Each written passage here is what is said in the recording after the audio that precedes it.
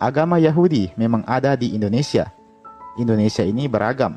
Memang hanya ada 6 agama yang diakui.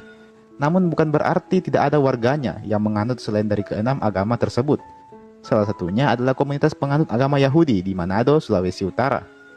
Mereka telah ada sejak tahun 1800-an, kala peristiwa Perang Dunia Kedua tengah berlangsung. Banyak dari mereka yang awalnya berasal dari Eropa, sebut saja Portugis, Spanyol, Belanda, Belgia, dan juga Irak. Di Manado, mereka menetap dan membangun komunitas di sana. Tak jarang dari mereka yang menikahi warga lokal, dan lambat laun terbentuklah komunitas Yahudi di Sulawesi Utara. Mereka sempat berkonflik dengan Belanda dan juga Jepang, namun masalah tersebut bisa diatasi. Seusai Perang Dunia Kedua, banyak dari pengikut Yahudi ini yang kembali ke negaranya masing-masing. Namun sebagian tetap tinggal di Sulawesi, dan keturunan mereka inilah yang